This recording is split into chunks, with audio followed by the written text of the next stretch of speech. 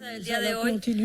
Gracias por su paciencia y por estar presentes en el evento. El título es Federalismo versus Nacionalismo, diseño y funciones del Sistema Nacional de Transparencia. Prácticamente lo que nos arroja a pensar críticamente en este tema es que el nuevo sistema creado por la Ley General de Transparencia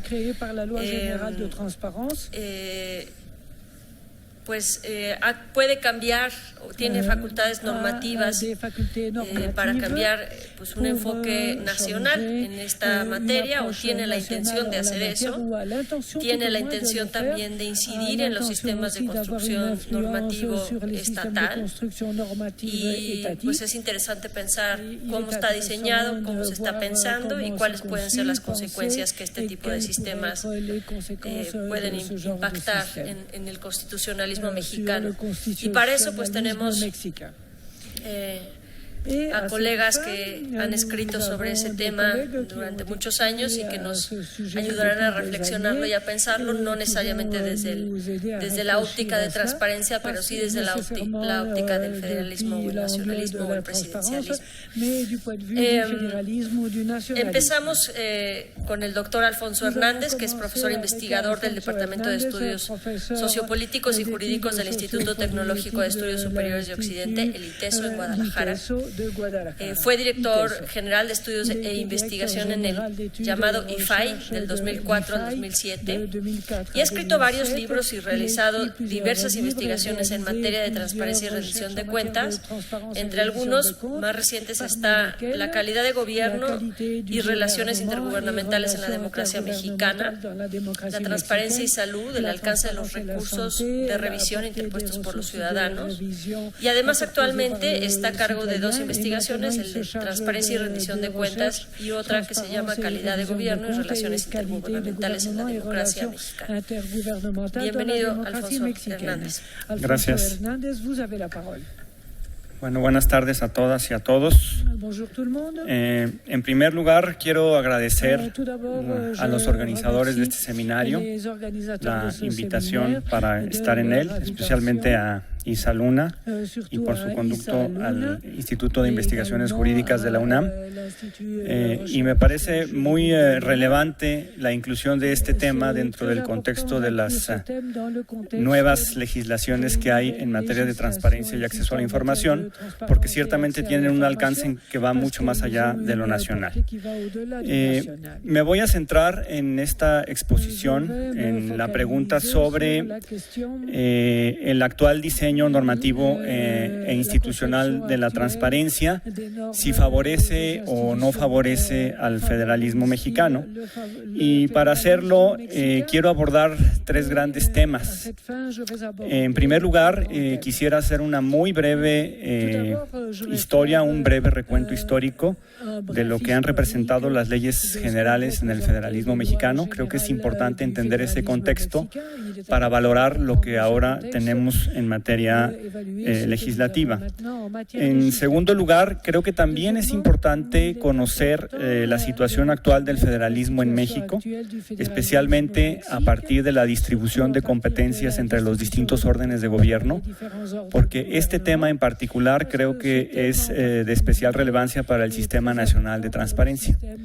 Y por último, trataría los elementos, llamémosle así, federalistas y no federalistas que encuentro tanto en la Ley General de Transparencia como en el Sistema Nacional de Transparencia.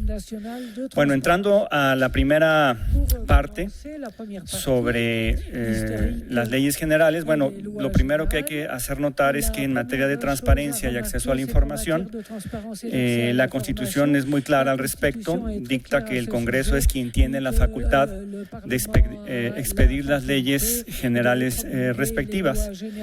Y A partir de lo que es una ley general, y como decía en la introducción de mi presentación, creo que podemos encontrar 4 momentos históricos de lo que ha sido una ley general a lo largo de la historia del federalismo mexicano. Aquí me voy a permitir seguir muy de cerca la investigación que ha hecho González Oropeza al respecto.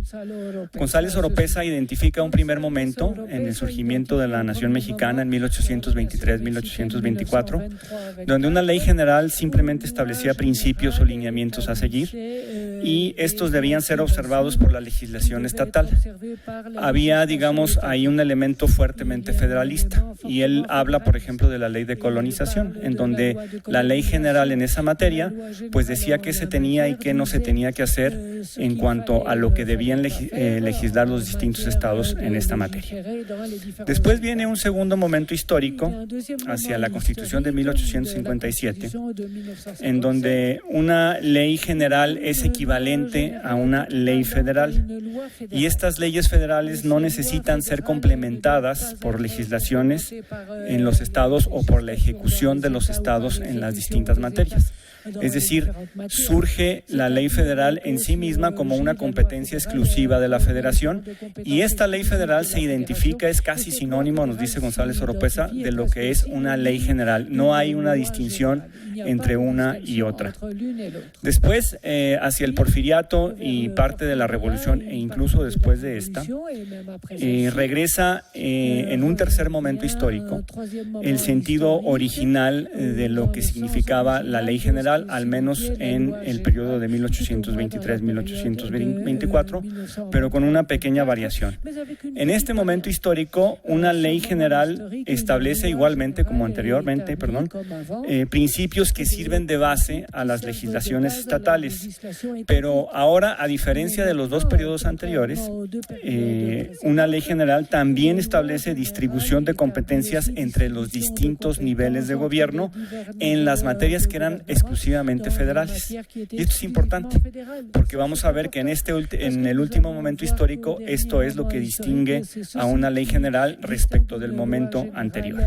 Aquí simplemente quisiera yo hacer notar que el autor nos comenta que desde su punto de vista existe un desorden terminológico y una utilización del término de ley general de manera muy anárquica, ¿sí?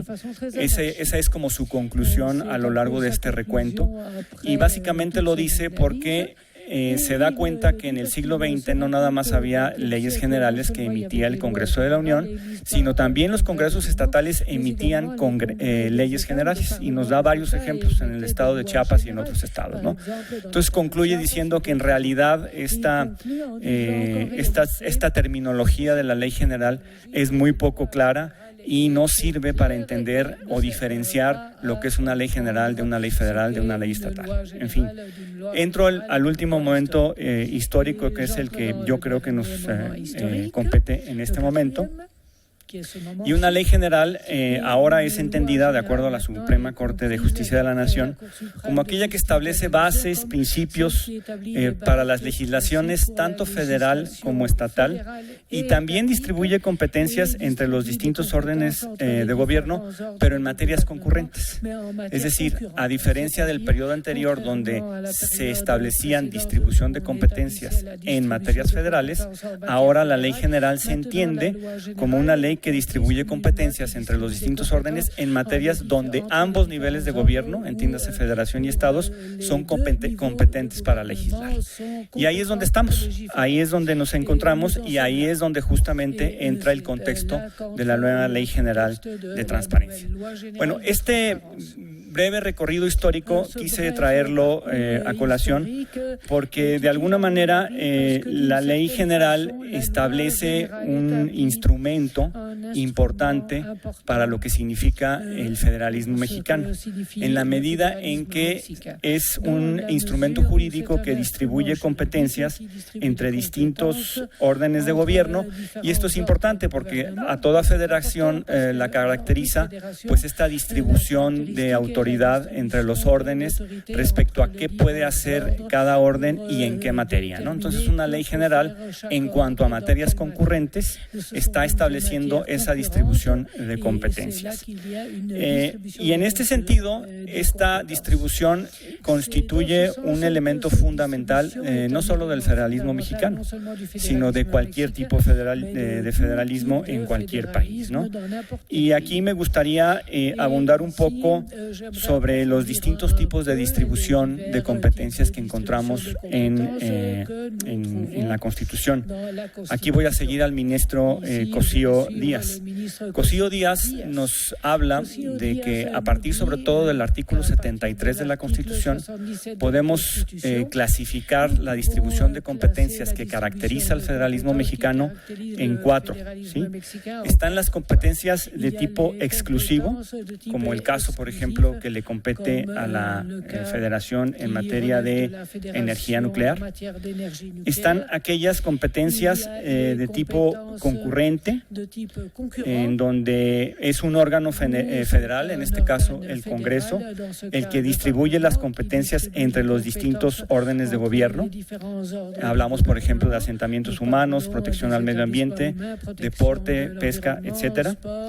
En tercer lugar, están las competencias de coordinación, en la que es la federación la que prevé las bases para que los distintos niveles de gobierno convengan el ejercicio de competencias propias.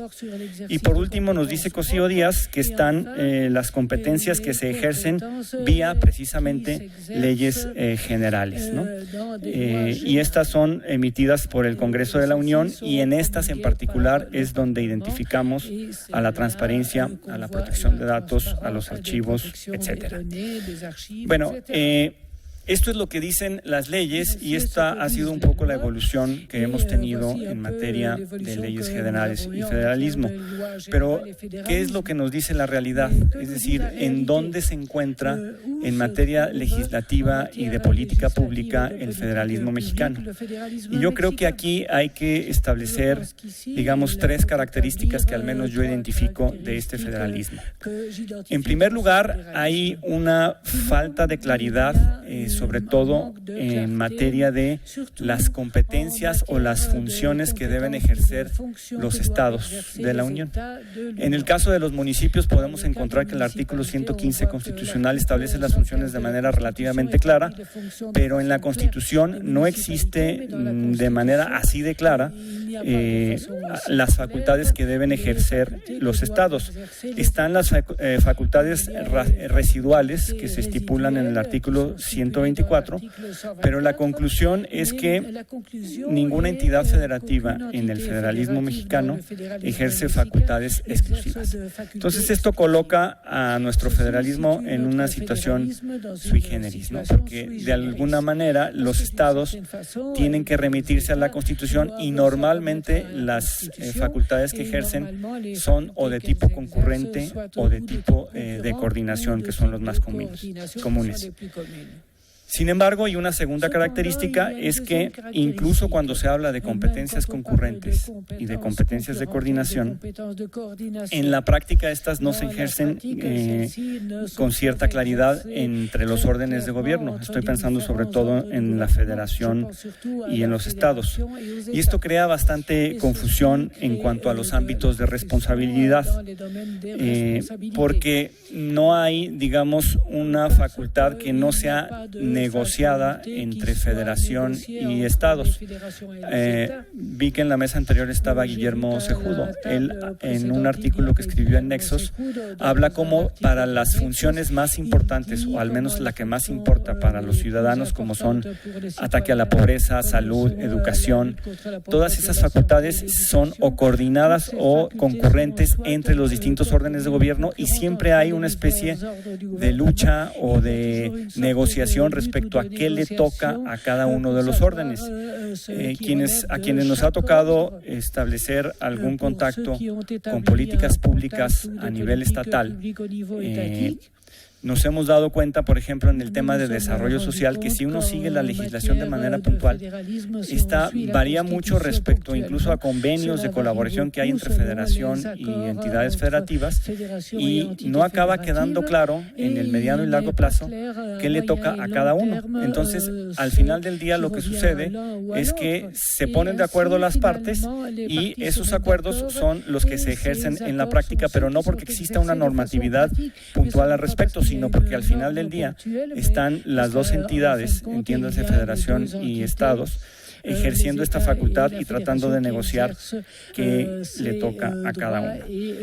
Y como tercera conclusión, y siguiendo las dos anteriores, yo me atrevería a decir que nuestro federalismo en este momento es una especie de amasijo, llamémoslo de esa manera, de prácticas y normativas traslapadas, donde al final no queda muy clara la competencia de cada nivel de gobierno.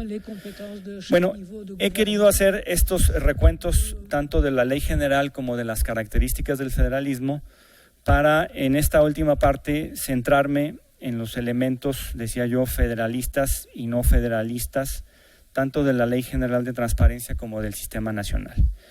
Empiezo por la ley. Hay una crítica que me parece que sigue siendo válida en este momento y que la tomo prestada de Sergio López Ayllón, y que la estableció cuando se discutió la iniciativa de ley en las audiencias públicas que se celebraron al efecto. Sergio comentaba que debía dejarse a la legislación estatal el detalle de la operación y diseño institucional, así como de los procedimientos bajo los estándares de la Ley General de Transparencia, y que en su opinión esa iniciativa que se estaba discutiendo en aquel momento no presentaba estas características. Él consideraba que una ley general debería establecer más bien un modelo enunciativo de ejercicio del derecho de acceso a la información y no tanto mandatario, debido a la gran diversidad que existía entre los sujetos obligados de la ley. No nada más los de la Administración Pública Federal, sino desde luego los de los estados, los de los municipios, los de los organismos autónomos. Pues viendo aquella iniciativa y comparando con lo que se acabó aprobando, pues como que no le hicieron mucho caso, más que en algunos apartados, y finalmente creo que predominó más el modelo mandatario. Y en este caso me gustaría concluir un poco qué significa este modelo y en particular qué nos está diciendo el Sistema Nacional de Transparencia respecto al diseño institucional, sobre todo en materia del federalismo mexicano. Bueno, yo encuentro que el Sistema Nacional de Transparencia de facto es un sistema o es un modelo mucho más cercano al centralismo que al federalismo, ¿sí? Es un modelo que presenta a los organismos garantes estatales con cierta subordinación al INAI, sobre todo en materia de recursos. Y hay tres elementos que me parece que apoyan esta hipótesis que estoy compartiendo con ustedes. La primera es que el INAI resuelve recursos de inconformidad que interpongan los particulares en contra de resoluciones emitidas por los órganos garantes de los estados. Es decir, cualquier ciudadano que no esté de acuerdo con lo que emite un órgano garante en Tlaxcala, en Jalisco o en Chihuahua, pues puede emitir un recurso de inconformidad ante el INAI. Ojo, esto no quiere decir que sea malo. Lo que quiere decir es que no necesariamente abona un sistema federal, y con eso concluyo. Bueno, un segundo elemento que apoya esta hipótesis es que el INAI puede ejercer una facultad de atracción sobre los recursos de resolución pendientes en los organismos garantes estatales. Es lo que nos está diciendo el artículo 181. Pero no al revés. Es decir, yo no encontré que un organismo garante a nivel estatal pueda ejercer un recurso de atracción del INAI. Bueno o malo, simplemente lo estoy apuntando. Y finalmente, también los organismos garantes estatales pueden ser sujetos obligados recurridos, es decir, es el INAI quien resuelve un recurso de revisión que se interpone ante uno de estos organismos garantes. Esto lo encontramos en el artículo 182. Bueno, estos elementos lo que nos configuran es un modelo más cercano al centralismo que al federalismo, en donde se supone que hay cierta autonomía o cierta capacidad de ejercicio respecto de la materia que se está regulando. Y con esto quisiera concluir. Un segundo elemento del federalismo que quisiera comentar tiene que ver con el Consejo General. El Consejo General, si observamos, pues está representado por el INAI, entre otros, además de representantes de los organismos garantes estatales. Y ciertamente esto es importante. Los organismos garantes estatales son mayoría, pero al final del día lo que pudiese estar sucediendo es que buena parte de la regulación del ejercicio del derecho de acceso a la información y la transparencia se vaya a realizar a través de los lineamientos que va a emitir el Sistema Nacional de Transparencia, que son bastantes. Está el de la plataforma, transparencia proactiva, formatos de publicación de las obligaciones de transparencia, información de interés público, clasificación de información, tanto reservada como confidencial, etcétera. Es decir, puede suceder, no sé cómo se vaya a desenvolver esto en la práctica, que a través de este Sistema Nacional de Transparencia y la emisión de los lineamientos que están estipulados para este sistema dentro de la legislación, se vaya a acabar de facto diciendo cómo se va a ejercer el derecho de acceso a la información en el país y en general en los estados. Y decía yo, no sé si sea bueno o sea malo de acuerdo con el federalismo actual, pero ciertamente no es un elemento que sea típicamente federal, porque quien está ahí representado son los organismos garantes de los estados, pero no los legisladores que fueron elegidos por los distintos ciudadanos en los distintos estados de la República. Entonces, esto puede suceder, esto es un elemento no necesariamente federalista y esto de facto puede convertir al derecho de acceso de acceso a la información como un elemento que se determina más a través de lineamientos de un sistema nacional, de una ley general, que de las leyes estatales de los distintos estados de la República. ¿Hacia dónde nos puede llevar esto? Bueno, de acuerdo a la realidad federal que caracteriza a México en este momento, quizá esto no sea necesariamente malo. Hay muchas deficiencias en el ejercicio del derecho de acceso a la información en los distintos estados del país, pero si pensamos en un federalismo más en abstracto, es algo que no necesariamente abona a la construcción. ¿Qué sí abonaría? Pues un ejercicio de capacidades institucionales mucho más fuerte, mucho más sólido en cada uno de los estados de la República y en todos los municipios. Y con ello termino mi presentación y agradezco nuevamente la invitación al seminario.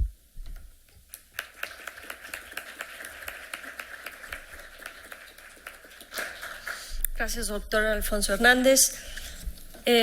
Para continuar con las reflexiones, se incorpora ya el doctor José Antonio Caballero, es profesor del CIDE, del Centro de Investigación y Docencias Económicas, y es miembro del Sistema Nacional de Investigadores. Ha escrito varios libros y capítulos en libros, entre los más recientes Sociología del Derecho, Culturas y Sistemas Jurídicos Comparados, volumen 1 y 2, el derecho de acceso a la información judicial y la regulación del derecho de acceso a la información judicial en México, que fueron los primeros textos y creo que todavía siguen siendo los únicos textos que han analizado ese tema tan específico en México. Muchas gracias, doctor Caballero, bienvenido.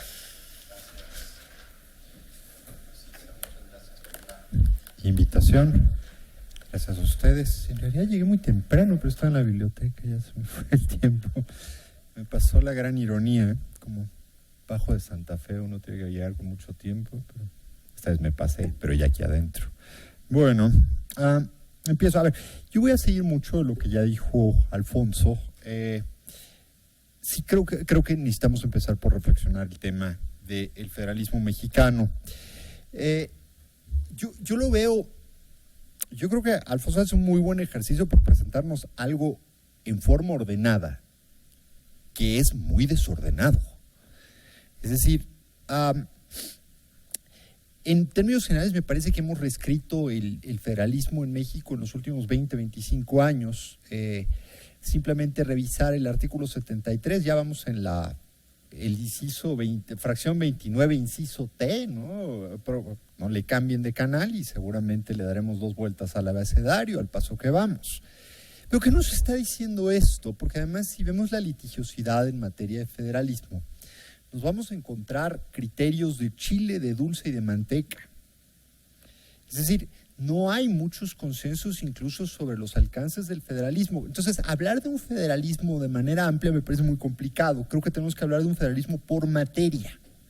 Y por materia el federalismo nos va a decir distintas cosas. En ocasiones va a ser un centralismo, como bien decía Alfonso, con lo cual yo estoy de acuerdo. En algunas materias me parece que hemos transitado prácticamente un centralismo. Entonces, analizar las fracciones 29S y 29T, que creo que son las que nos corresponden de alguna manera el día de hoy, tenemos que tener muy en cuenta esta dificultad para aterrizar. Entonces yo voy a tratar de problematizar esto a la luz ya del ejercicio de la ejecución de estas fracciones, ¿no? Bueno, primero, 3 palabrejas ya las mencionó Alfonso: coordinación, concurrencia y colaboración. Quieren decir cosas distintas y se analizan de manera distinta. En términos generales, sí, más o menos la jurisprudencia nos ha llevado a ciertas perspectivas ahí. Coordinación, por ejemplo, yo siempre la entiendo como una cuestión que está atada a un convenio.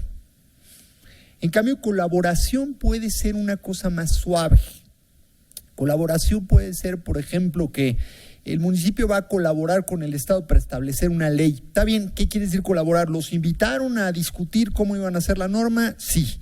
Entonces sí hubo colaboración. ¿No los invitaron? Entonces te hago procedente la controversia para el efecto de que los invites. ¿Qué efectos prácticos puede tener eso? No me pregunten, pero en términos generales aquí vamos en términos muy resbalosos, ¿sí? Y concurrencia otra vez nos lleva a espacios muy resbalosos, sobre todo con la clasificación que ya nos da Alfonso, a la luz de que, bueno, el ministro Cosío por lo menos ya entiende que concurrencia es una cosa y distribución de competencias por ley general es otra cosa, así sea una materia implícita dentro del ámbito de lo que podríamos denominar históricamente concurrencia. Creo que el criterio de clasificación es mucho más pragmático que teórico en ese sentido, están atendiendo a los problemas de la práctica del día a día más que hacer una teoría. Y aquí cuando hablo de hacer una teoría es cuando nos agarramos el Tena Ramírez, por ejemplo, y vemos la parte de federalismo, pues vemos las cosas más ordenadas, pero el Tena Ramírez ya no alcanza, ¿no? Tenemos que bajarlo esto y pues es básicamente a golpe de tesis. Ahí está el problema. Voy con la ley general. Cuando se habla de su objeto, la ley dice, tiene por objeto establecer los principios, bases generales, procedimientos para garantizar el derecho de acceso a la información. Está muy bueno. ¿Qué son bases? ¿Qué quiere decir base? Vamos a preguntarle a la jurisprudencia. Fíjense lo que me dice la jurisprudencia. Por ahí una controversia, la de bases a la luz de las obligaciones de turismo, una controversia sobre turismo y el Distrito Federal. Me dice, son lineamientos generales que permiten actuar en una misma dirección en una materia determinada. Entonces las bases son lineamientos. ¿Qué me dice los lineamientos? Son bases. Ahí lo que quiero jugar es un poco con la ironía. Fíjense otra tesis. Estoy medio marrullero, pero vale la pena. Políticas, bases y lineamientos generales para petróleos mexicanos gozan las características de generalidad, abstracción y obligatoriedad. Entonces las políticas, las bases y los lineamientos generales son los mismos. El rubro es políticas, bases y lineamientos generales para petróleos mexicanos, para que lo puedan ubicar. Pero aquí esta tesis me está diciendo, son lo mismo. Son normas, son abstractas, hazle como quieras. ¿Qué nos dicen qué? Tratando de hacer un pequeño ejercicio, así estirando la liga. Podríamos decir, bueno, los principios son mandatos de optimización, ¿no? Ahí, digamos, ya en una línea muy discutida. Los lineamientos parecieran referirse más a cuestiones adjetivas y las bases parecieran referirse más a cuestiones sustantivas. Lo que le estoy diciendo me lo estoy sacando de la manga. Básicamente es lo que le estoy diciendo es lo que puedo construir en términos generales a partir de las interpretaciones que he leído, ¿no? Aquí no estoy citando teoría, estoy citando básicamente sentencias judiciales. Pero a partir de las sentencias judiciales creo leer que podríamos establecer una clasificación medianamente viable con ese tipo de características. Ok, simplemente para bajar el balón, vamos a suponer la ley general establece bases y lineamientos en materia de reserva de información. Bueno, los lineamientos se referían a la metodología empleada para reservar los documentos y las bases se referirían a los límites sobre los cuales este tipo de documento no lo puedes reservar, hazle como quieras. Entonces ya es una línea, no entra como base, pero de ahí en adelante la legislación de las entidades pudiera establecer. Ciertamente, la indefinición de esto en la ley general, lo que nos lleva a pensar es el siguiente dilema. Un poco lo refería también Alfonso a propósito de la crítica que hacía Sergio López Ayllón al tema. Era, pues si la ley general ya se está metiendo hasta la cocina, ¿para qué queremos normas locales o en su caso una norma federal? Confiésoles, no leí la ley federal, se publicó el martes, ¿no? O el lunes, el viernes, ¿no? Se acaba de publicar. Tenía mucha curiosidad para ver esto. Francamente no me dio tiempo. Pero bueno, con esto se puede bajar bien el problema. ¿Cuál es la materia de la norma? Vamos a plantear un par de cosas sobre la ley general. Primero, la ley general nos dice que el único facultad para interpretarlo es el INAI. No me hace sentido. Si la ley está tratando de bajar el balón a los órganos garantes, los órganos garantes tienen necesariamente que interpretar la ley. Entonces, esta idea de jerarquía, que otra vez Alfonso lo dijo con mucha sutileza, yo creo que hay que decirlo todavía más descarado, de colocar al INAI por encima a la luz de una facultad de interpretación. Hay que pensarla mejor. Simplemente, los garantes locales tienen que interpretar. Nos guste o no nos guste, tienen que interpretar. Sea una buena idea o sea mala. No nos gusta que interpreten, pues nos deshacemos de los órganos garantes, nos dejamos de hacer bolas y que el INAI se vuelva el órgano. O sea, para que darle unas vueltas al asunto. Lo cual nos lleva implícitamente a otra pregunta. Típicamente el problema de federalismo lo habíamos leído como federación, o en los 5 órdenes, para citar la vieja tesis, ¿no? ¿Qué es el federalismo? Ya ni siquiera aplica, ¿no? Pero la federación es la federación, los estados, los municipios, el distrito federal, ¿no? Y el orden constitucional, que eventualmente le llaman. ¿Y dónde están los órganos constitucionales autónomos ahí? ¿Cómo encajan dentro de ese margen? ¿No? Que es otra pregunta que no necesariamente hemos bajado cuando estamos discutiendo de federalismo. Ahí creo que tenemos un dilema, ¿no? Bueno. Esto, bueno, pues nos lleva a cuestiones ya más prácticas. La plataforma, la famosa plataforma, las obligaciones que hay en relación con la plataforma y qué implicaciones tienen. Desde qué punto de vista las perspectivas regulatorias de la plataforma pueden tener ese ámbito de generalidad y de especificidad que pudieran establecerse. Otra vez insisto, lo dijo Alfonso, pero vale la pena simplemente reiterar. Es posible en una ley general grabar o tratar de plantear todos los casos posibles. Me parece que no, y lo voy a tratar de mostrar con el 73 de la Ley General en un momento. Bueno, vamos con los temas en particular. Bueno, el sistema, la creación del Sistema Nacional de Transparencia. La Ley General le dota al sistema, que no al INAI, le dota al sistema facultades normativas, regulatorias. Pregunta, ¿una Ley General puede hacer eso? El sistema no está dentro del texto. La ley general se entiende, digamos, la última línea jurisprudencial decía que puede distribuir competencias, pero distribuir competencias implica también generar nuevos órganos que tengan a su vez atribuciones normativas. Pero ahí está una controversia bien divertida, ¿no? En su momento, un amparo, si quieren, ¿no? Estas son preguntas. Cuando estamos jugando a generar estas cosas, son preguntas. concevoir Lo ces que choses, yo ce sont des siento questions es qu'il que faut se poser. Ce que se je comentaba pense, otra vez, et on pero le disait déjà, el concepto le ley general concept lo hemos loi extendido como si générale, fuera una on liga. l'a étendu comme si Y ya se c'était empezó a poner blanquita la liga. comme si ¿no? O sea, c'était ya nos empieza a dar señales de que se va a reventar la liga, pero la ley general la hemos utilizado como el cajón desastre en los últimos 10, 12 años, desde la tesis aquella del Pleno de la Corte. Me parece que en materia de seguridad pública, que se dice la ley general puede distribuir competencias, desde ahí empezó la liga. Y ahora ya la liga le estamos estirando todo lo que da. Tal vez ya necesitamos pensar en otro tipo de soluciones. No estoy seguro qué, pero detrás de esto, bueno, no me invitaron a hablar de federalismo, así que cambio el tema. Problemas es el punto de vista regulatorio, bueno, el de la norma para todos. Fíjense lo que el 73. El 73 dice, además de los señores 70, los sujetos obligados de los poderes judiciales federal y de las entidades federativas deberán poner a disposición del público actualizar la siguiente información.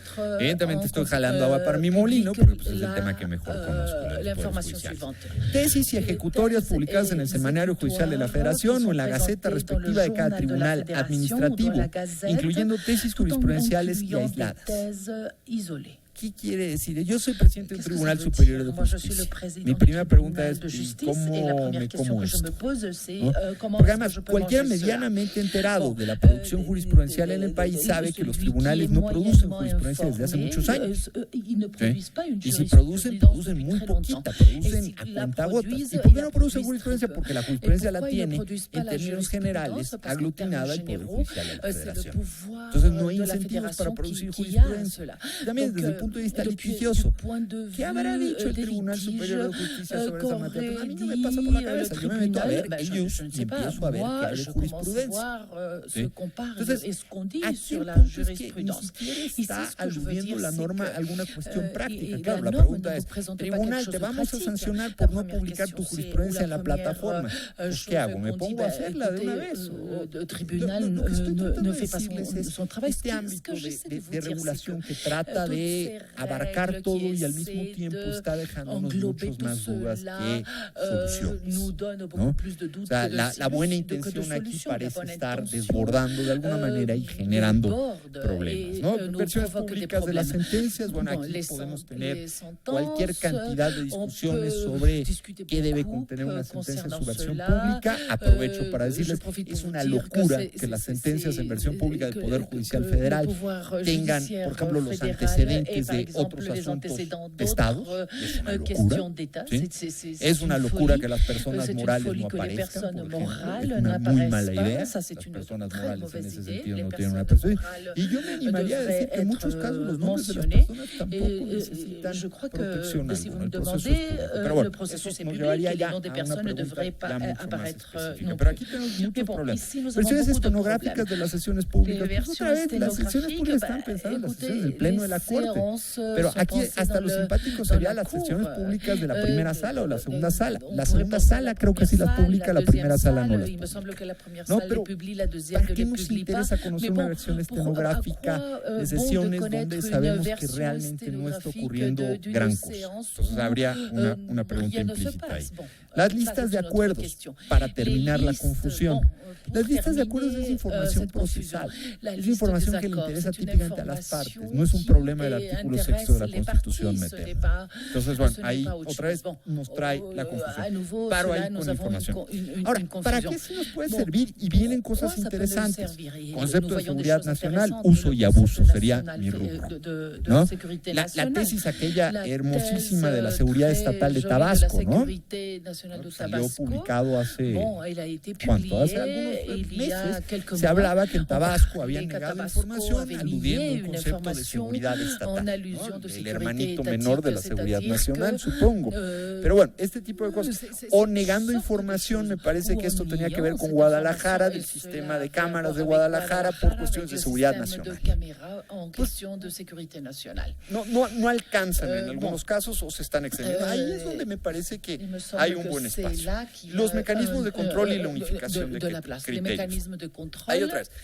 El INAI como la segunda instancia nacional a través del recurso de inconformidad inconformidad, si mal no recuerdo, se llama, o la facultad de atracción, el certiorari, digamos, en materia de acceso a la información.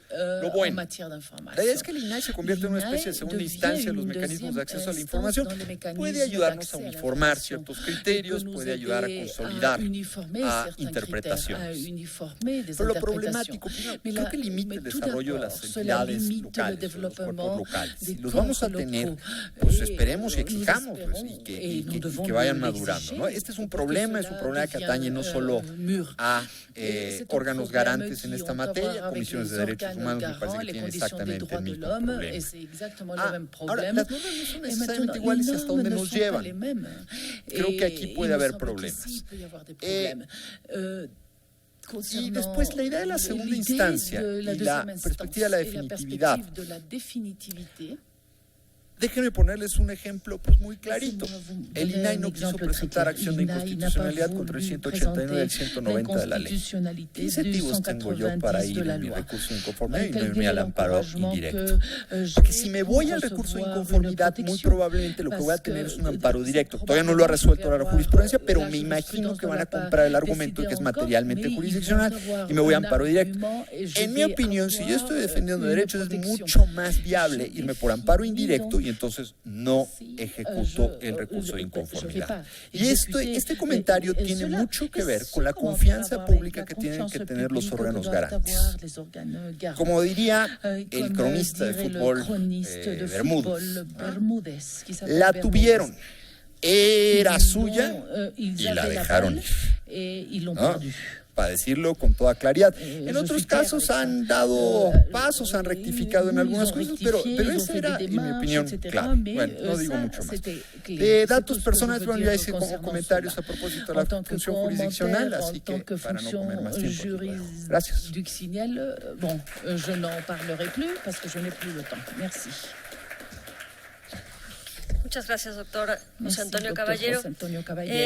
Para poner más elementos en esta discusión, el doctor Luis Daniel Vázquez Valencia es profesor investigador de la Facultad Latinoamericana de Ciencias Sociales, la FLACSO, y es miembro del Sistema Nacional de Investigadores del CONACYT.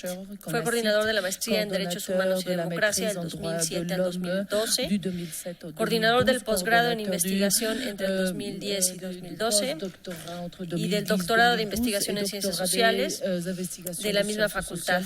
Ha escrito numerosos textos, entre los que resaltan Derechos Humanos y Restricciones, los dilemas en la justicia, un texto del 2015, y Entre el pesimismo y la esperanza, los derechos humanos en América Latina, metodología para su estudio y medición, también del 2015. Muchas gracias, doctor Daniel Vázquez, por atender a la seducción de discutir este tema en el Instituto de Investigaciones Jurídicas hoy.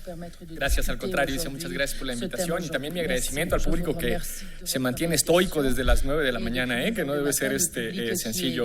Precisamente fue parte de una seducción el que yo me animara a venir, porque en realidad yo soy especialista, como vieron un poco en mi currículum y en las publicaciones, soy especialista en derechos humanos. No me he metido de lleno al derecho de acceso a la información, pero algo que sí he trabajado es la idea de federalismo y nacionalismo, entonces por ahí es que voy a dar un par de pinceladas. También es importante comentar que, aunque soy licenciado en Derecho en algún momento, la realidad es que mi cabeza es más de politólogo. Desde hace varios años yo en realidad soy politólogo. Ay, ¿se ve? No, pensé que es que se ve mal en la pantalla de acá, pero no sé si se ve bien esta, que es lo importante.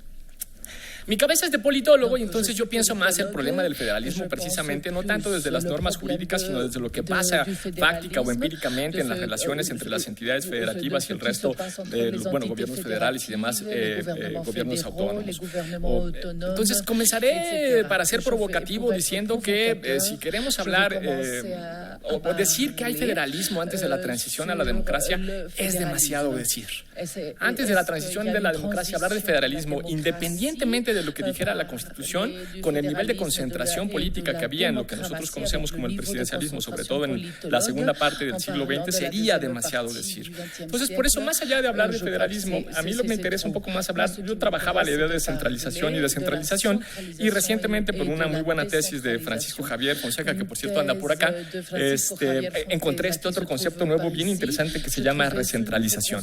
Y es desde ahí que me parece más interesante comenzar a pensar sobre todo lo que pasó en la década de los 90 y lo que pasó también pues, en los primeros años del siglo XXI. La idea de descentralización y recentralización tiene que ver con pues, precisamente distribución de competencias, pero no desde la idea de distribución de competencias bajo una lógica federal, sino de distribución de competencias en general entre distintos órganos o distintos órganos con cierta autonomía. Nos permite pensar, por ejemplo, la elaboración de políticas públicas, ¿no? En la elaboración de políticas públicas en los 90 algo que pasaba es que se daba por hecho que el modelo que arrancaba de abajo y que iba hacia arriba, el bottom-up en lugar del top-down, era el más apropiado para hacer política pública justamente porque era más descentralizado.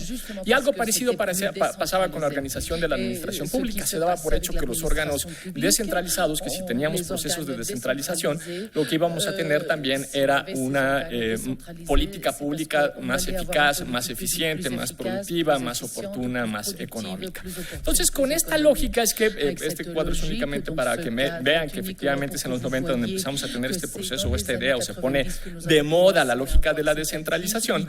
Lo que tenemos es un montón de creación de órganos autónomos que tenían por el objetivo precisamente tener esta distribución descentralizada o distribución autónoma de competencias. Entonces tenemos a la Comisión Nacional de Agua en el 89, la Comisión Federal de Competencia Económica en el 92, la Procuraduría Federal de Protección al Ambiente en el 92. Había órganos que ya existían, como es el caso del Banco de México, que en realidad existe desde el 25, pero que se le dota de autonomía precisamente en 1993. En fin, el listado no es, no incluye todos los órganos autónomos que se formaron precisamente en los 90, es únicamente para que ustedes se den esta idea de que lo que tenemos en esa década es esta moda del proceso de descentralización a través, entre otros mecanismos, de la política pública y la generación de órganos autónomos.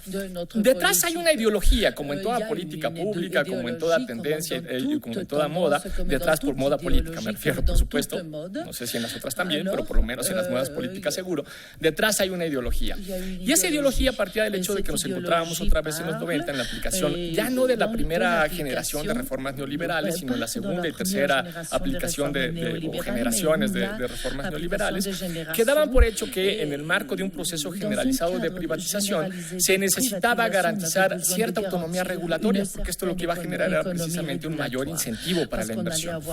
Obviamente los inversores poco confiaban en los cuerpos políticos tradicionales, en particular cuando estos tenían tendencias interventoras, como sucedía muchas veces en América Latina. Entonces, en la medida que les quitaras esas facultades a estos órganos tradicionales, llámese presidencia, incluso muchos llámese gobernadores, y se los dotes a órganos con características más bien técnicas y autónomas, pues lo que generas es un mejor ambiente de negocios. Entonces ese es el terreno más o menos en el cual se lleva a cabo precisamente esta tendencia, ¿no? De forma interesante lo que tenemos es que si bien en los 90 tuvimos un boom en la descentralización, nos empezamos a dar cuenta que esta no necesariamente generaba políticas públicas más eficientes y más eficaces.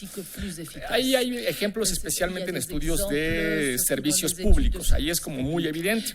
Por ejemplo, dentro de este boom de la descentralización, algo que nosotros hacemos es que le damos a los municipios la facultad de hacer efectivo el derecho de acceso al agua.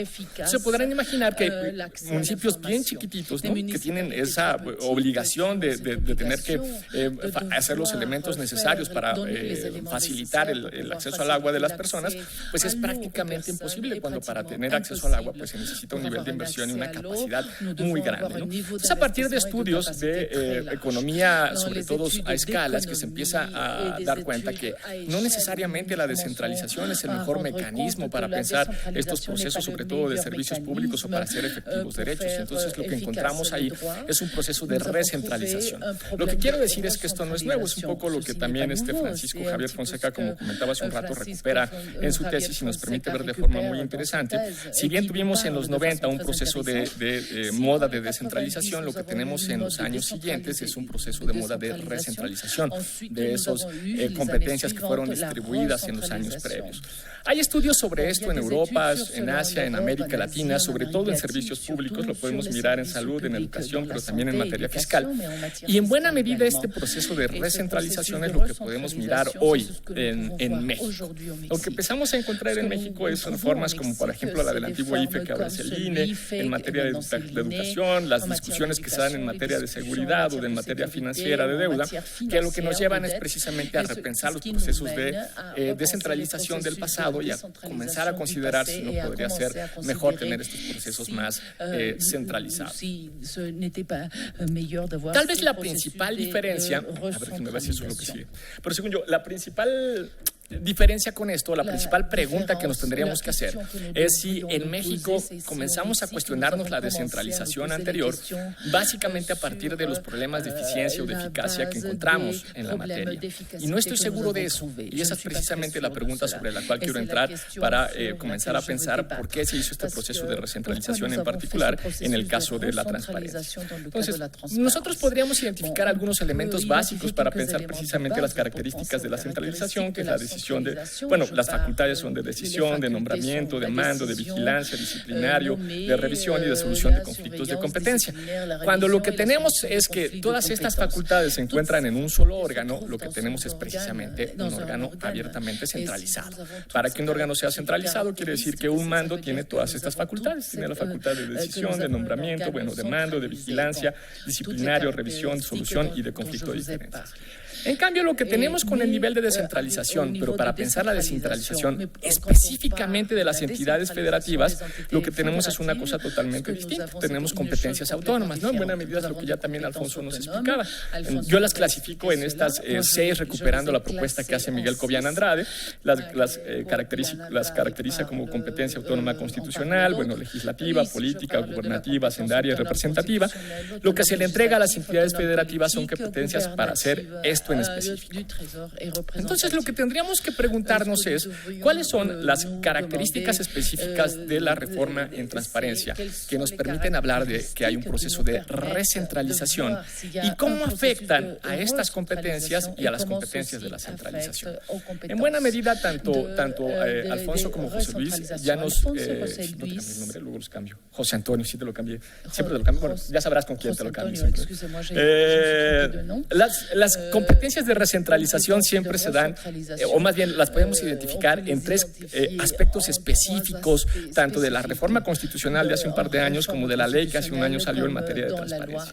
La primera y la más importante, la facultad que se le da al Congreso para establecer una ley marco, ¿no? Bueno, ya hablaron un montón de eso, es la que se establece en el artículo 73, fracción 19S. En particular, lo que se le da es la facultad al Congreso de hacer las leyes reglamentarias que desarrollen los principios, las bases en materia de transparencia gubernamental, de acceso a la información. Esta capacidad antes la tenían los congresos locales, la siguen teniendo, pero ahora la tienen de forma restringida. Para poder hacer esas leyes tienen que tomar en consideración estos principios, ¿no? Entonces ahí tenemos un proceso de recentralización.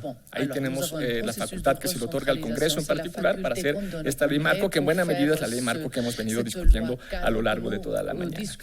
Un segundo elemento interesante para poder pensar este proceso de recentralización tiene que ver precisamente con la formación o la integración del Sistema Nacional de Transparencia, es el artículo 30 de la ley, en donde no solamente forman parte los institutos locales de acceso a la información, sino que además forman parte, si uno analiza el diseño institucional, como ya bien decía tanto Alfonso como José Antonio, de una forma abiertamente subordinada. Entonces ahí también tenemos un proceso de recentralización con respecto a las facultades y al papel político que va a desempeñar el INAI en ese Sistema Nacional de Transparencia.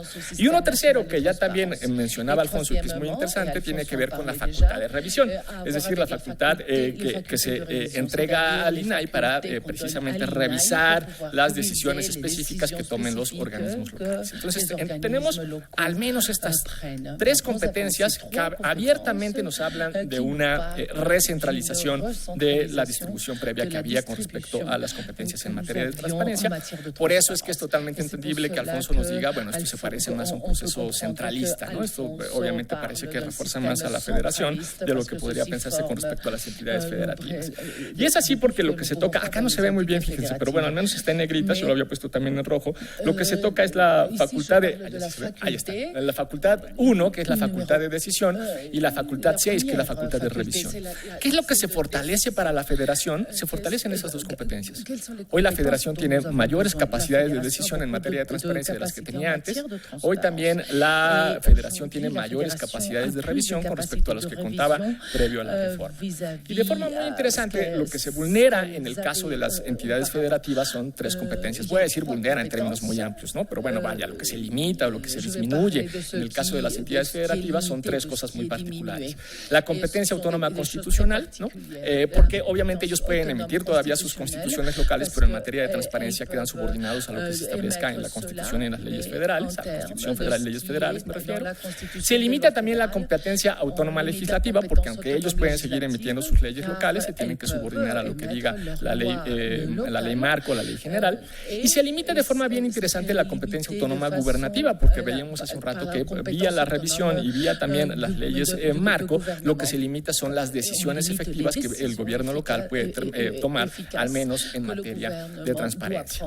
Y acá la pregunta interesante es ¿por qué la recentralización no fue relevante, no fue un tema central en las discusiones de primero la reforma constitucional y después de la ley? Y yo creo que aquí está el punto más interesante. Les comentaba hace un rato que la recentralización se generó a partir un poco de la decepción que hubo en los procesos de descentralización, que no tuvieron la eficacia, la eficiencia esperada, que no produjeron los objetivos esperados. Entonces se empezó a ver que no solamente no producían esos objetivos, sino que abiertamente producían consecuencias totalmente contrarias a las esperadas. ¿Ese fue el caso de la discusión sobre transparencia en México? Yo diría que no. Y diría que no si lo vemos a la luz de cuáles fueron las principales discusiones que se dieron entre el Senado y las organizaciones de la sociedad civil. En la larga discusión que se dio en la práctica de Parlamento Abierto, que en la mesa anterior Isa un poco nos contaba, es de hecho la primera, bueno, creo que es la primera práctica de Parlamento Abierto, ¿cierto? Las discusiones que se daban entre precisamente el Senado y la sociedad civil, si uno la sigue, se da cuenta de que eran 15 los temas problemáticos. Y esos 15 temas problemáticos, un poco aquí los listo, no me voy a meter en cada uno de ellos porque no terminaría, ¿no? Pero se discutía, por ejemplo, si la interpretación tendría que hacerse con perspectiva de derechos humanos, si tendría que hacerse un control de convencionalidad, si tendría que irse al principio pro persona, la presunción de existencia de información, la prueba de declaratoria de inexistencia, definición de datos abiertos, en fin, el proceso de designación de los comisionados, la incorporación de las pruebas para cuando se especifica un daño como decisión para no dar cierta información, lo mismo para el interés público, publicidad de declaraciones patrimoniales, que es un tema que todavía está hoy en discusión. En fin, si nosotros vemos cuáles eran los temas álgidos, los temas que sacaban chispas, en donde había abiertos desacuerdos entre la sociedad civil, nosotros vamos a encontrar estos 15, no vamos a encontrar la recentralización de la competencia a nivel federal. Eso no estaba. Por el contrario, la sociedad civil organizada estaba muy de acuerdo, las ONGs en materia de derechos humanos en general y todo el movimiento de rendición de cuentas estaban muy de acuerdo con que hubiera este proceso de recentralización. Y uno pensaría, pues se volvieron locos, ¿no? Porque hay que confiar demasiado en pocos actores. Uno pensaría que es mucho más democrático que esto sea descentralizado, por lo menos que haya más actores. Y esto en realidad tiene que ver con qué fue lo que sucedió con el federalismo en México. Decía hace un rato que hablar de federalismo antes de la transición democrática en México era demasiado decir, ¿no? Es demasiado decir que existía federalismo antes de la transición democrática en México. Después de la transición, en cambio, sí podemos hablar de la existencia de cierto federalismo, y es totalmente esperable. Con cualquier transición a la democracia, lo que sucede es que tenemos nuevos actores políticos que tienen además más autonomía, y lo que se espera en específico es que estos actores lo que logren es generar una mayor rendición de cuentas, una mayor transparencia, precisamente a partir de la contabilidad horizontal, de la contabilidad vertical, precisamente a través de la contabilidad social. Eso no fue necesariamente lo que sucedió en México. Lo que sucedió en México es lo que hace algunos años nosotros conocimos como la feudalización del territorio, es decir, empezamos a tener nuevos actores políticos, efectivamente, empezamos a tener gobernadores con más poder, empezamos a tener congresos locales que parecían tener, o más bien entidades federativas que parecían tener más poder, pero este poder no lo utilizaban para generar una mayor contabilidad horizontal, o sea, no necesariamente era un poder que se estaba utilizando para generar una mayor rendición de cuentas, ¿no? Por el contrario, en buena medida parecía que ese poder se estaba utilizando para tener mayor opacidad y para poder tener un mayor control de daños al interior de cada uno de sus distintos gobiernos. Por eso no es casualidad que varias de las organizaciones de derechos humanos lo que quisieran es saquemos esa competencia de los gobiernos locales mejor y démoselos a la federación, en donde parece que tenemos mayor capacidad de incidencia porque por lo menos hay más jugadores políticos de los que muchas veces hay en algunos gobiernos locales, ¿no? No estoy hablando de todos, pero hay gobiernos locales que todavía tienen una capacidad de control impresionante hacia el interior de sus propias entidades federativas, ¿no? Entonces, en buena medida, eso es lo que explica este proceso de recentralización del poder, que no nada más que no solamente se explica en el caso de la transparencia, también es muy evidente en el caso de la reciente reforma del antes IFE, ahora INE, en donde obviamente lo que se estaban dando cuenta los actores es que no podían garantizarse a nivel local pues las elecciones con cierto elemento mínimo de justicia y de equidad. Entonces, precisamente es por eso que se están sacando estos elementos. Pensé que lo había cambiado. Esto es lo que yo trabajo en otro paper que no lo voy a presentar en términos concretos, pero me parece que son los elementos que hoy caracterizan a los gobiernos en el caso de México, y eso es en buena medida parte del problema que tenemos. Parte del problema que tenemos es que la transición a la democracia no tuvo como consecuencia la formación de nuevos actores que pudieran echar a andar mecanismos de accountability horizontal y vertical que concluyeran en un mayor nivel de ejercicio de derechos para las personas. En buena medida creo que ese espíritu se mantuvo durante toda la mañana, ¿no? Daba la impresión de que, bueno, ahora tenemos muchas más leyes de transparencia, tenemos mucha más institucionalidad, tenemos muchos más elementos de los que, por supuesto, existían antes del 2003, y sin embargo, esto no termina de convertirse en mayor ejercicio de derechos para las personas o mayor bienestar necesariamente para los ciudadanos.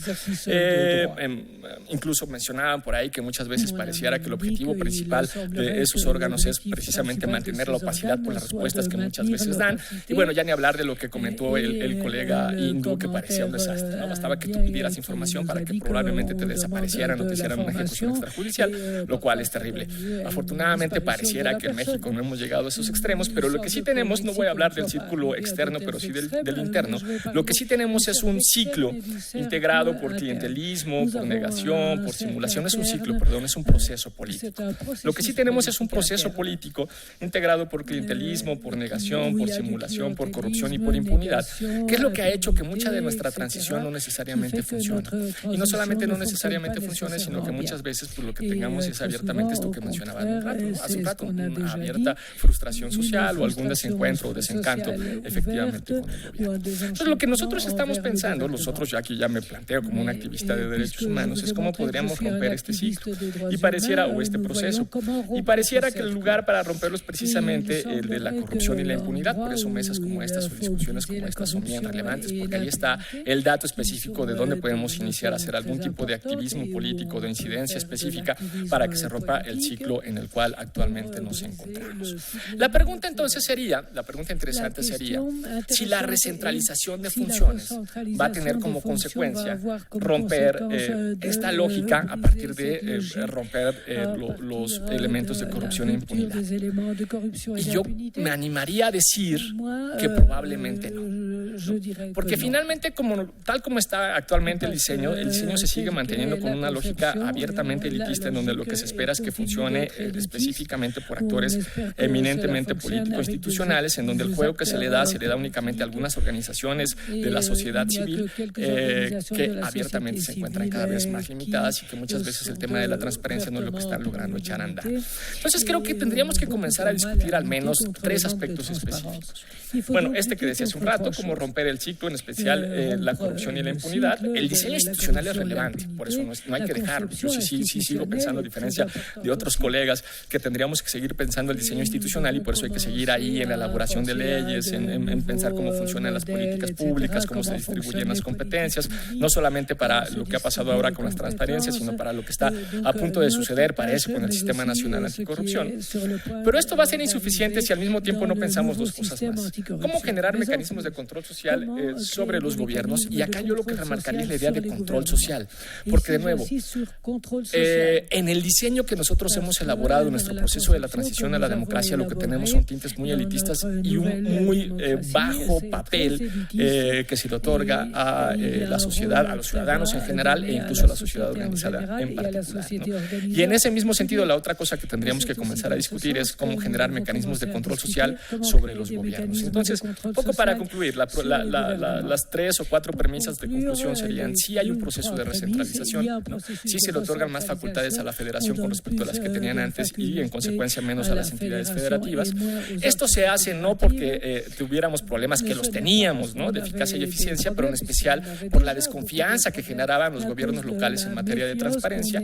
Y sin embargo, ese proceso de recentralización, si no se acompaña de estos elementos, pues muy probablemente va a ser insuficiente. Gracias.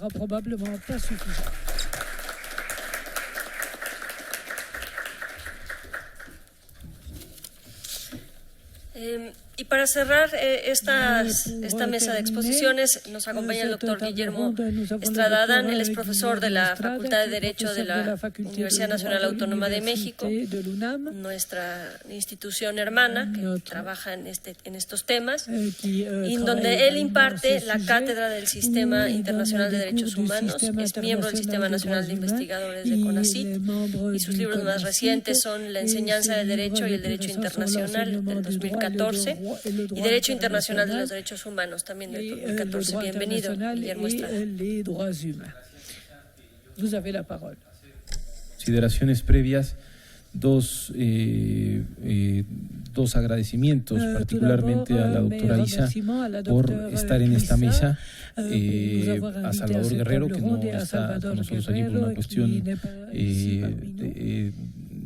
de algún tipo de enfermedad, pero que entiendo también fue posible que yo estuviera en esta mesa. La segunda cosa, más que agradecimiento, es un agradecimiento por estar al lado de quienes me han precedido, por supuesto, no solamente en el día, sino en esta mesa, desde Alfonso, José Antonio y Luis Daniel, pero no sé si agradecerlo después de que prácticamente se ha dicho todo. Es decir, va a ser un reto formular algunas inquietudes, si acaso presentarlas de una manera un tanto diferente, pero me parece que están ya puestas con mucha suficiencia y precisión los grandes retos de este debate, federalismo versus nacionalismo, a propósito del Sistema Nacional de Transparencia. En todo caso, habrá que hacer un par de comentarios o de aplicaciones al sistema de transparencia de la Universidad Nacional, en la medida en que la Facultad de Derecho me designó, justamente cuando se creó el Consejo de Transparencia, como representante del Consejo de la Facultad en el Consejo de Transparencia de la UNAM, un órgano universitario, por supuesto, condenado a morir, de la cual todavía agonizamos, porque tenemos todavía algunas sesiones, pero ya no tendríamos por qué estar sesionando, pero entonces enfocaré algún tipo de reflexiones a la Universidad Nacional Autónoma de México y a este reto que constituye entrarle a este debate federalismo-nacionalismo en el marco de lo que significa la transparencia universitaria particularmente.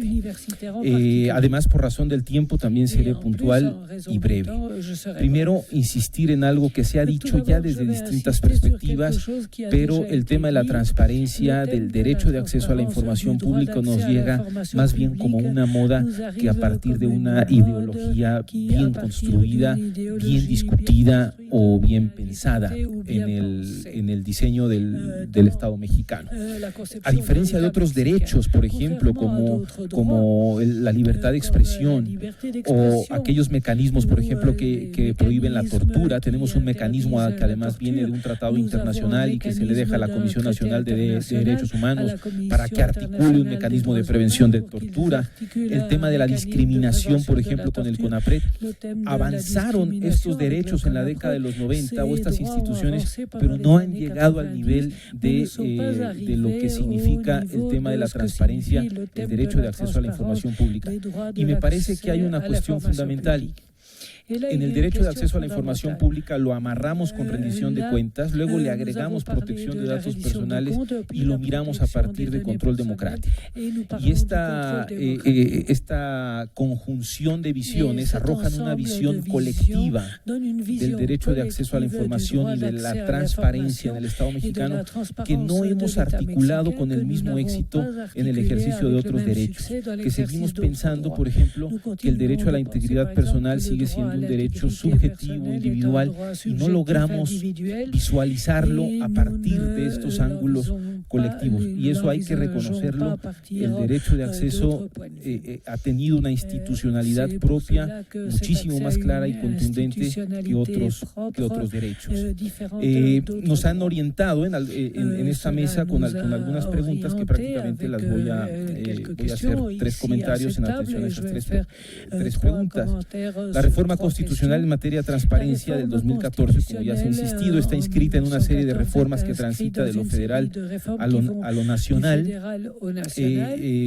Ya dijimos en la década de los 90, sobre todo Luis Daniel hace un análisis de este proceso de descentralización, pero al mismo tiempo se nacionaliza o se crea este sistema, por ejemplo, de protección de derechos humanos en la CNDH y sobre todo el sistema de geografía y estadística que se vuelve a centralizar en la década de los 90.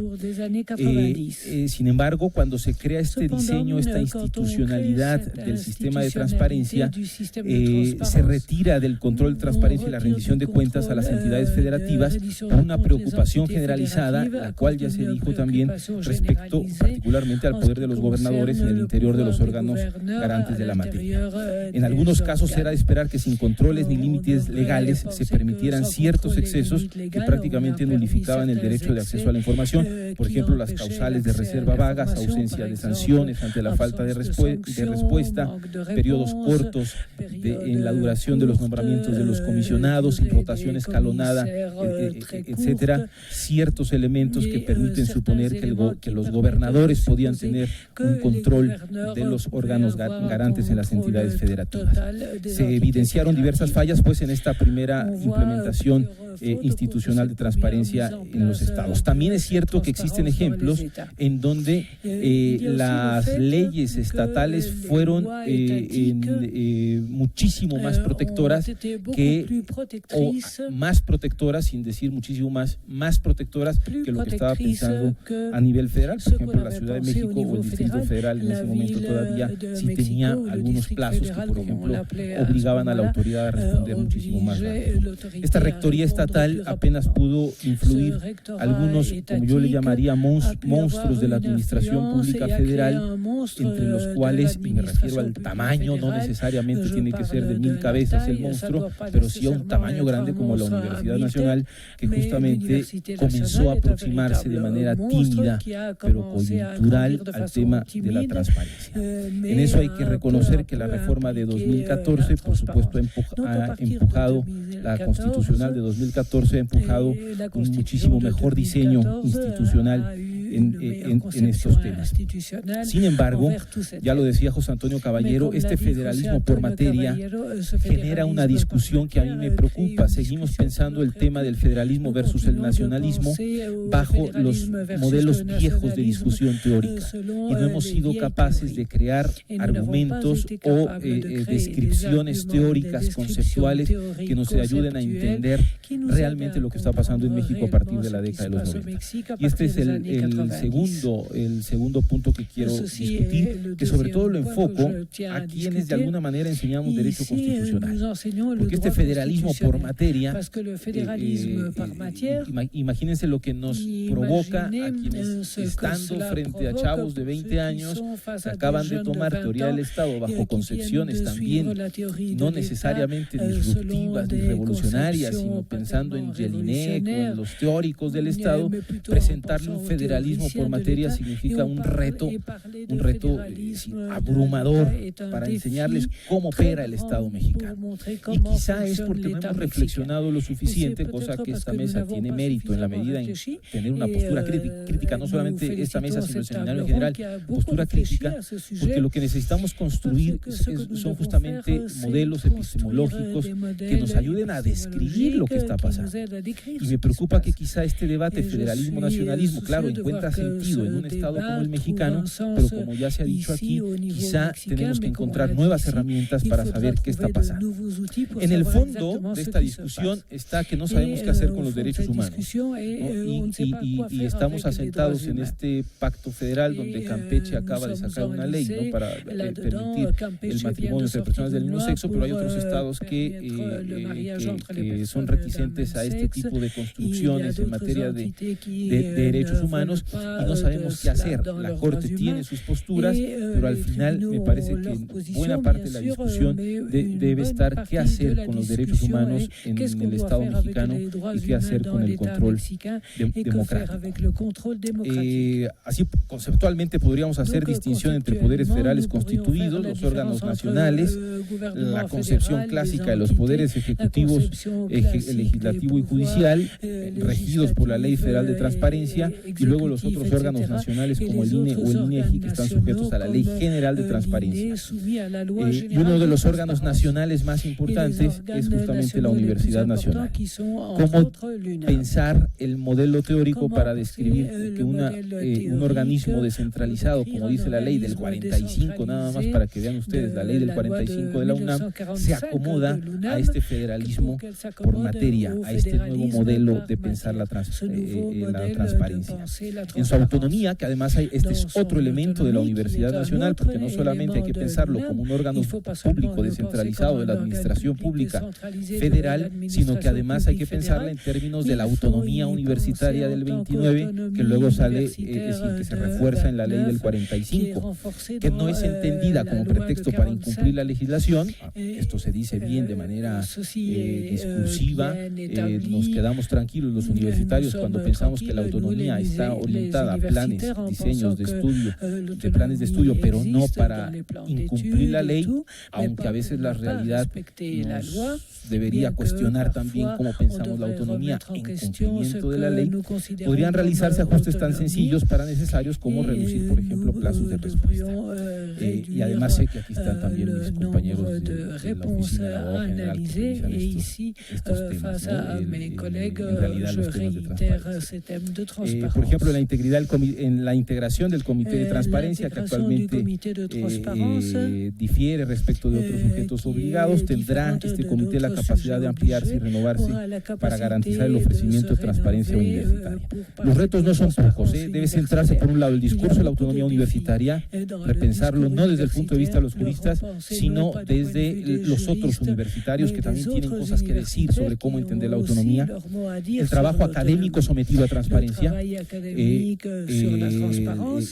esto la UNAM tendría que ser una referencia para las otras instituciones públicas que tendrían que discutir cómo se transparenta las decisiones académicas, desde la asignación de una calificación en el aula hasta la asignación de plazas justamente para enseñar una determinada asignatura. Cómo revisar este tema de la transparencia a partir de estas instituciones que tanto le deben al pueblo de México, particularmente como la UNAM. La competencia de una institución nacional, por ejemplo, en términos de competencia económica, sometida en proyectos de investigación a ofrecer mejores herramientas que su competencia, por ejemplo, cómo frenar al mismo tiempo o cómo proteger a la UNAM, que compite con otras instituciones públicas y privadas para realizar un determinado estudio de la cual creemos la UNAM es competente. Y por último, cómo internalizar un discurso de transparencia universitaria que poco se acostumbra en el debate justamente de la universidad. En fin, estos son retos propiamente de la Universidad Nacional y que tendríamos que seguir insistiendo. Respecto de la última pregunta, a propósito de esta coordinación, ya también José Antonio ha puesto elementos puntuales. Yo lo diré de otra manera, pero es prácticamente lo mismo. No será el Sistema Nacional de Transparencia solamente un órgano de coordinación, como dice el texto de la Constitución, será un órgano legislativo. Sus facultades a partir de todo lo que tiene que hacer, ¿no? De todas estas palabritas que refieren lineamientos, instrumentos, objetivos, indicadores, metas, estrategias, códigos de buenas prácticas, modelos y políticas integrales. Eso es una función legislativa, no solamente en términos de lo que José Antonio ha leído, que ha dicho la Corte, sino sino en términos de una concepción general de lo que se entiende por ley, no exactamente en el discurso académico, sino incluso en las instituciones internacionales o en los tribunales internacionales como la Corte Interamericana. Cuando se trata de restringir un derecho, esto debe estar planteado en una ley en el sentido general, abstracto, etcétera.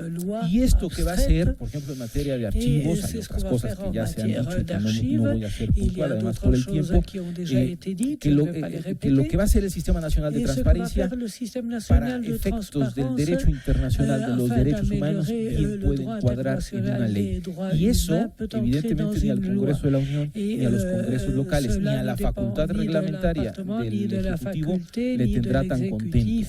Así que me parece que esta función de coordinación planteada en términos de la Constitución tendríamos que realmente vigilar, precisar qué se entenderá por coordinación y no en esta facultad que puede estar ahí como una facultad reglamentaria propiamente dicho, que nos acerque más a una función de la ley.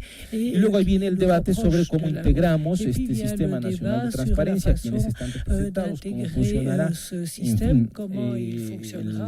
Al final, pues me parece que lo que tendríamos que hacer es insistir en las reflexiones teóricas y prácticas de lo que este nuevo modelo, este federalismo en materia de transparencia nos plantea como uno de los grandes retos, sin lugar a dudas, del siglo XXI. En la medida que tengamos éxito en el sistema de transparencia, me parece, en toda esta visión que decía al inicio, de una visión colectiva de la cultura de transparencia, tendrán éxito otros derechos humanos vistos desde una visión colectiva, como la libertad de expresión, por ejemplo, o como la integridad personal, o como el debido proceso inverso. Muchas gracias.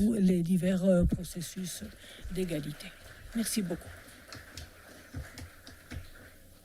Cerrar solo una breve ronda de participaciones, abusando del tiempo, porque llegaron algunas preguntas. Se hace una pregunta general a la mesa de Miguel Ángel Locano. ¿Considera que la Ley General de Transparencia y Acceso a la Información contiene obligaciones excesivas para las entidades federativas? Y si es así, ¿cuáles serían? Doctor Alfonso Hernández, empezamos con el mismo orden, muy breves intervenciones. Nous recommençons dans le même ordre. Bueno, me parece que sí hay una gran cantidad de obligaciones de transparencia, no solo para los estados, sino para todos los sujetos obligados. Creo que se ha establecido una tendencia de unos años a la fecha, porque no es el primer caso. Las leyes estatales también presentan esa misma tendencia, y consiste en pensar que un gobierno va a ser mucho más abierto y más transparente por el solo hecho de estar colocando más y más y más obligaciones de transparencia en la legislación, cuando lo que se requiere es otro tipo de mecanismos mucho más ágiles para la atención, por ejemplo, de las solicitudes de información, para mayores capacidades institucionales entre los funcionarios públicos que atienden el tema del derecho de acceso a la información, para una mejor resolución de parte de los organismos garantes respecto al tema de transparencia y derecho de acceso a la información, etcétera. Pero sí, parece que es excesivo el número de obligaciones. De hecho, muchas de esas yo pensaría que deberían de estar colocadas en la legislación estatal. Ese fue uno de los argumentos que salió con mucha mayor fuerza en las discusiones que se tuvieron en la iniciativa de ley, que esas obligaciones no necesariamente deberían de estar en una ley general, que la ley general estaba para establecer principios, bases, procedimientos, pero no para irse al detalle de las obligaciones. Entonces, no sé si con eso abona a la respuesta. Una discusión que no se ganó, por supuesto. Una discusión por Monsieur Caballero. Yo también estoy de acuerdo. Podremos utilizar sí la palabra excesivas en el sentido de probablemente lo que hace mucho una vez que pones una norma estás poniendo una camisa de fuerza de alguna manera. Entonces tienes que tener muy claro si quieres utilizar una camisa de fuerza o si quieres utilizar otro mecanismo. Aquí la pregunta interesante es ¿por qué no utilizamos el Sistema Nacional de Transparencia para generar estos espacios? Ya les dimos, no sé si sea constitucional o no, pero ya le dimos atribuciones disposiciones normativas, pues entonces denle vida y llamen, no sé, a los tribunales, y los tribunales se ponen de acuerdo para ver qué es lo que se puede o no. Pero ahorita todos los tribunales se están volviendo locos, tratando de cumplir, y esto es como tratar de meter algo donde no cabe, ¿no? Porque las normas llegan a ser demasiado rígidas, ¿no? Ahí hay un problema. Es momento para las preguntas. Sí, nos hacían una pregunta a Alfonso y a mí. On a posé une question à Alfonso et à moi.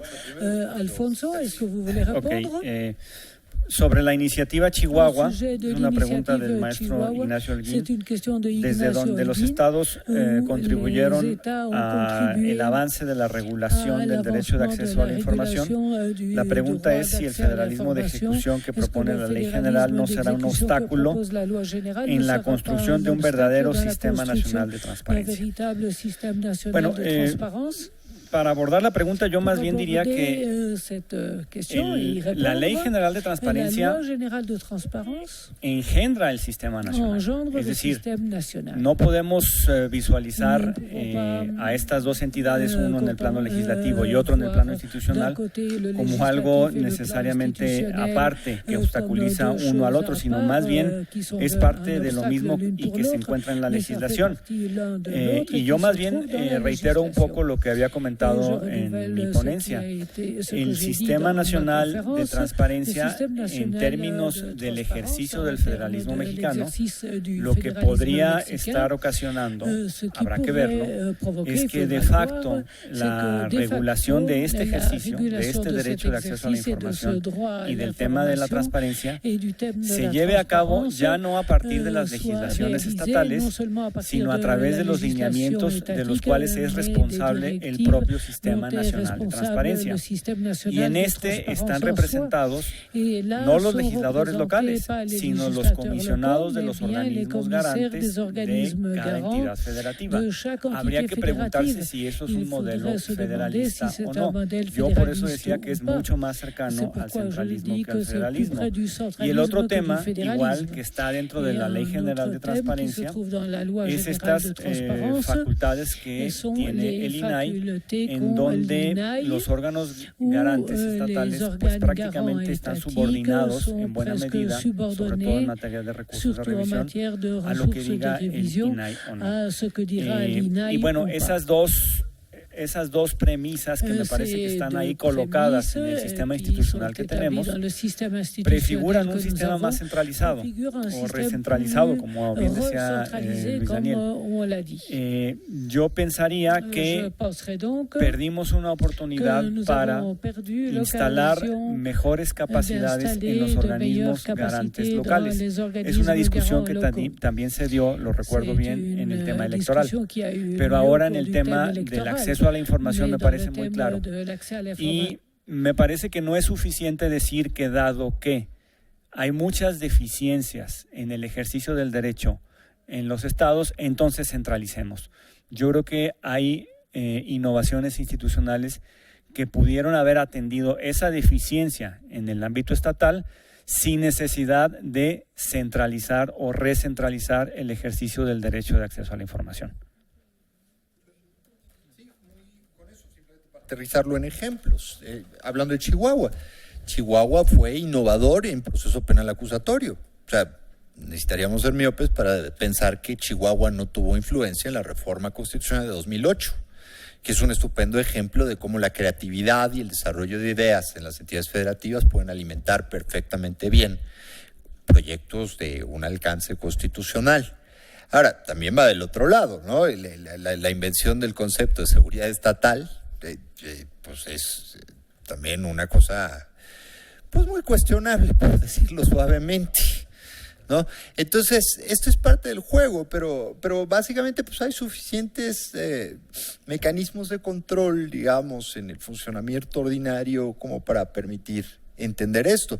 Una buena bajada del principio, digamos, de acceso a la información a la luz de su contraste con alcances de seguridad nacional, pues te haría pensar que pues no tiene ninguna cabida, ¿no? Entonces no, simplemente necesitamos ponernos de acuerdo de cómo queremos que jueguen las cosas, ¿ya?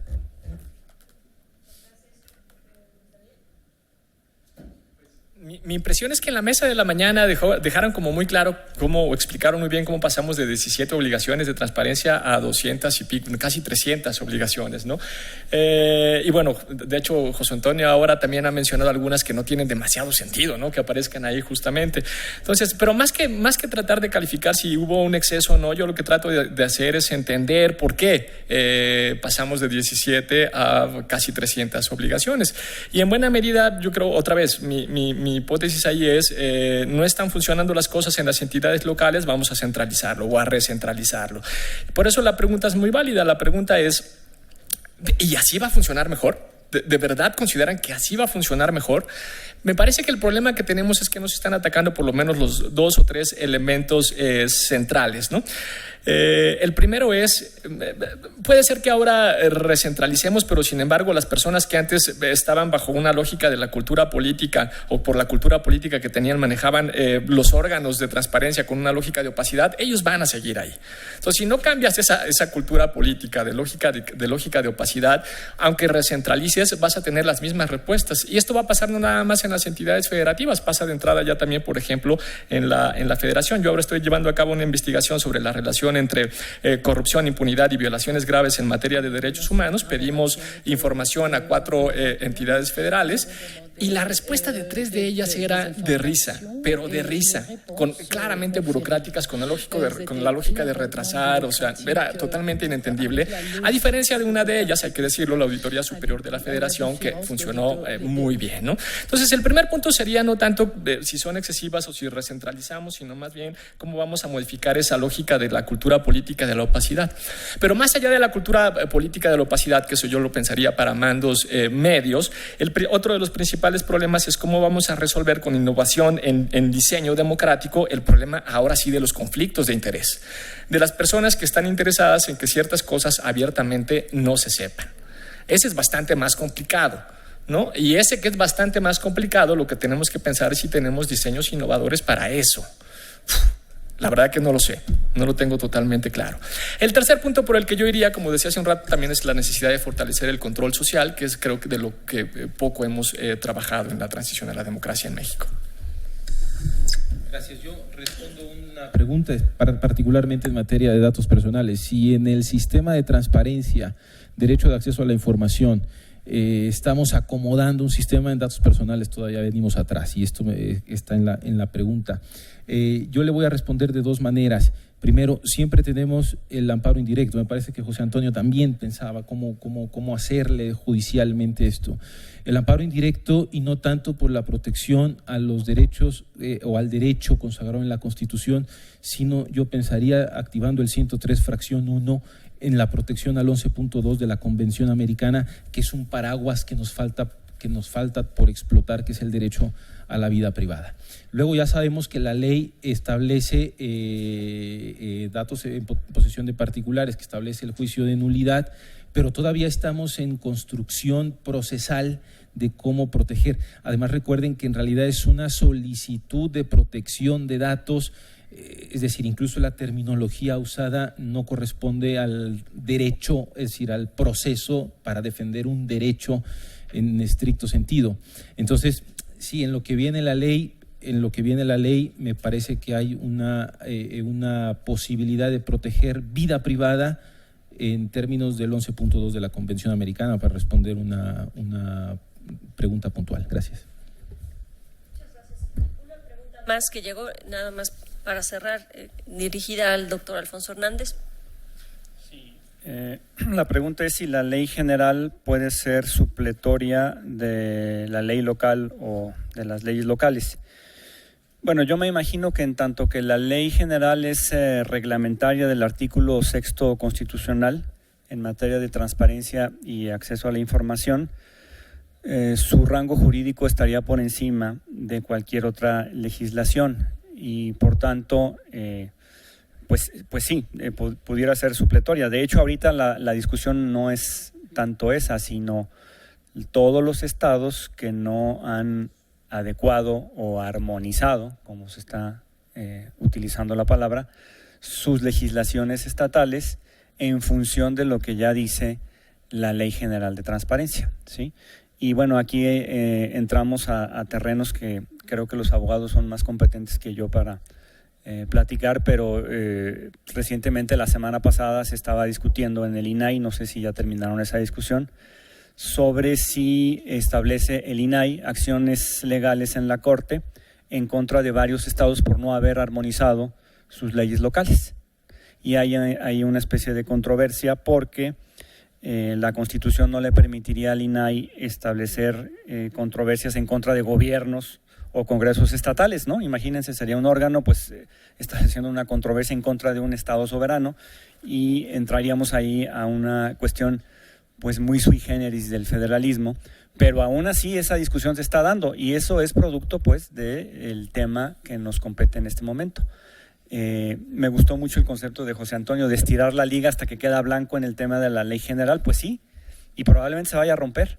Entonces, creo que ahora en el ejercicio ya práctico de cómo se va a dar el funcionamiento de la ley general, la ley federal, las leyes estatales, nos vamos a dar cuenta de hasta dónde se estiró esa liga o no.